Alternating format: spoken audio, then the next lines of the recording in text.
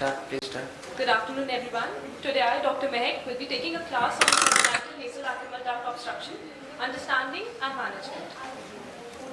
First, we need to understand what is the basic anatomy of a nasolacrimal duct. It consists of two punctas, the upper and the lower puncta, which drain into the common caniculi, while the upper and the lower caniculi. The common caniculi opens into the lacrimal sac, which drains the secretions into the inferior meatus with the help of a nasolacrimal duct. Normally, the tears are produced by the lacrimal gland and the accessory glands, and they are drained by the help of the puncta. To understand the etiology of nasolacrimal duct obstruction, the most common one is the presence of a membrane over the valve of Hassner, which is present at the distal end of the nasolacrimal duct. It is known as simple congenital nasolacrimal duct obstruction. Other causes include craniofacial abnormalities or diffuse stenosis at the distal end of the nasolacrimal duct, and this is complex congenital nasolacrimal duct obstruction. The prevalence of this condition is approximately 6 to 20% in infants. It's got a high rate of spontaneous resolution, almost 90% resolving by the first year of life. There is no gender predilection. Initially, we have to elicit a thorough history from the mother, as the child is quite uncooperative for examination. The child may present with a unilateral swelling, excoriation. It may be unilateral or bilateral. The child will have epiphora, periocular crusting, and it may or may not be associated with mucopurulent discharge. The signs of obstruction can be discharge at medial canthus, crusting of lashes, eyelid redness, swelling, increased tear meniscus height. How to diagnose this? The diagnosis is most clear-cut on history and examination.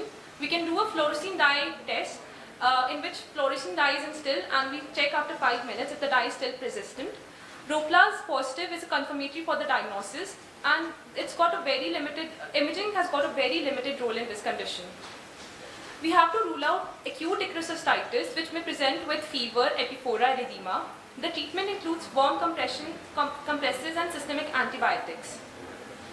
We have to actively look out for any other causes of epiphora, such as leg malpositions like ectropion or entropion, any craniofacial abnormalities like golden hour or Kruse. This condition is highly associated with Down syndrome, roughly around 22%. Then we have to rule out the level of blockage. If the blockage is present above the level of the medial canthus, then we have to do a CT scan to rule out anterior ethmoidous mucocele or encephalocele. And if the swelling is at the level of lacrimal sac, then we have to rule out dermoid cyst or capillary hemangiomas. Other DDs include congenital glaucoma, epiblephron, trichiasis, neonatal conjunctivitis, dermoids. Management, initially for the first year of life, we have to advocate a conservative management. Krigler's massage is told to be done. Lid hygiene should be maintained. Surgical intervention, we have to do a late probing, which is done after first 1 year of life. It's generally in OT under short GA. In delayed probing, which is done after 1 year of life, a probe is passed in a downward, lateral and a posterior direction. Then we can, if probing fails, we can do a stent insertion. And if the stent insertion is still failing, we can do a balloon catheter dilatation, in which a balloon catheter is instilled via the distal end of the nasolacrimal duct.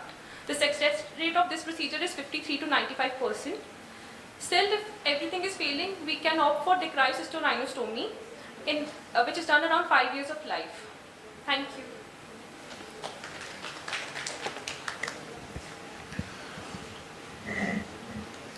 If a child comes with bilateral, too much of purulent discharge at 3 months with a bilateral congenital NLD obstruction, would you mind doing a probing?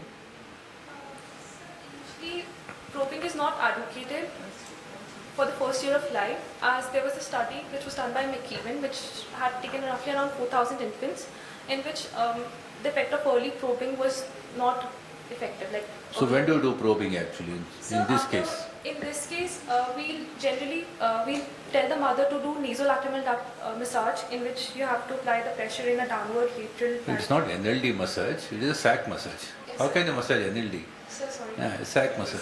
Sac massage. We have to recommend that she should do it like 3 to 5 No, we have done it. 3 months we did, the mother still purulent discharge, bilateral pouring pus all the time. So we have to give antibiotics, systemic antibiotics. We have done it. Systemic, So as the child can't take any Syst- topical antibiotics and topical antibiotics. No, it's a celebrity child, and a lot of photographers, paparazzi around. The child is having discharge.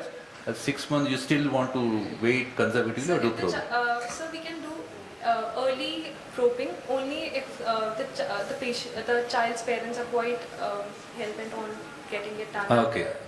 Just to Yeah, that's what I was saying. Okay, you can still do it. It's a bilateral and a lot of discharge is an indication to do early probing. Yes.